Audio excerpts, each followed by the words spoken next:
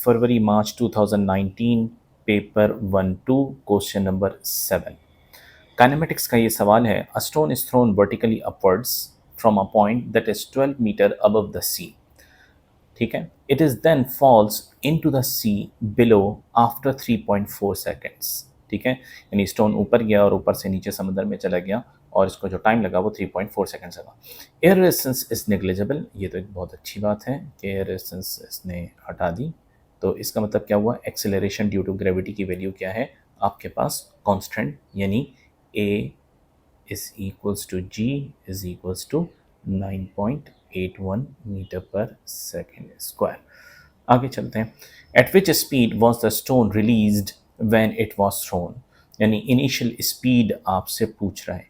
Initial speed को हम किससे रिप्रेजेंट करते हैं, इनिशियल स्पीड को हम u से रिप्रेजेंट करते हैं।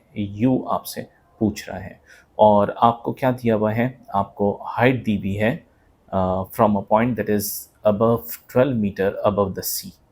ठीक है, ये हाइट दी हुई है।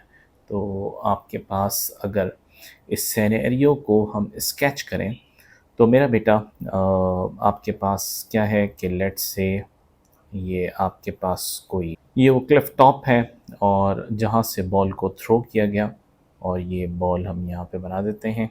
बॉल को यहाँ से थ्रो किया गया इस डायरेक्शन में और ये बॉल आपके पास यहाँ से और ये इधर मैक्सिमम हाइट पे पहुँची और उसके बाद और नीचे समंदर में चली गई। ठीक है, और हमें क्वेश्चन के अंदर क्या दिया हुआ है, 12 मीटर अबव द सी, यानी ये जो आपके पास हाइट है ये आपके पास 12 मीटर है।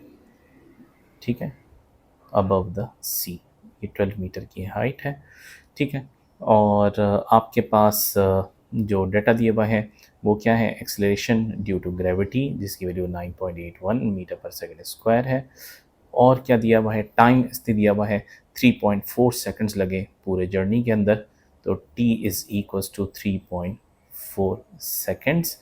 और इसके बाद इसने हमसे क्या पूछा है, इसने हमसे पूछा है जिस वेलोसिटी से हमने बॉल को थ्रो किया था यानी u, वो आपसे पूछ रहा है कि वो क्या है।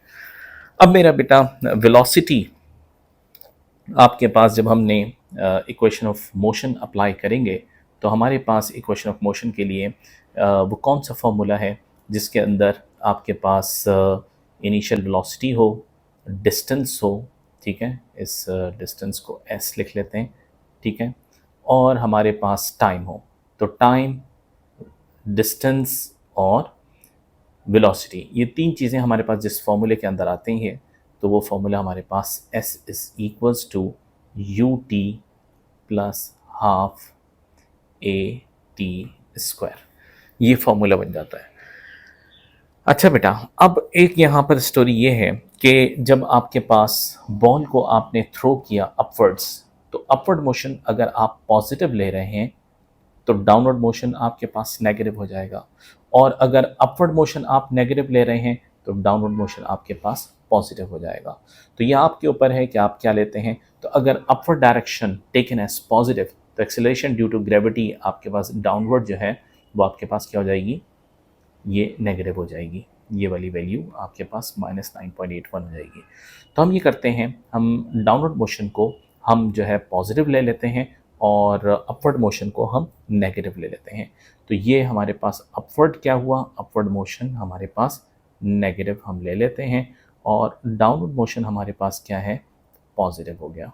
ठीक है, अब यहाँ पर वैल्यूज़ को प्लग इन कर देते हैं। डिस्टेंस की वैल्यू क्या है आपके पास 12, u की जगह -u पुट कर देते हैं। टाइम ऑफ फ्लाइट कितना है आपके पास 3.4, और उसके बाद +1/2 एक्सेलरेशन ड्यू टू ग्रेविटी आपके पास -9.81, और टाइम जो है आपके पास कितना है 3.4 का। ये हमारे पास बेटा हो गया 3.4u माइनस में ये बराबर है -44.70, और u मेरे पास आ गया 13.14 मीटर्स पर सेकेंड। तो ऑप्शंस में हमारे पास 13.1 यानी सी इज़ द राइट आंसर।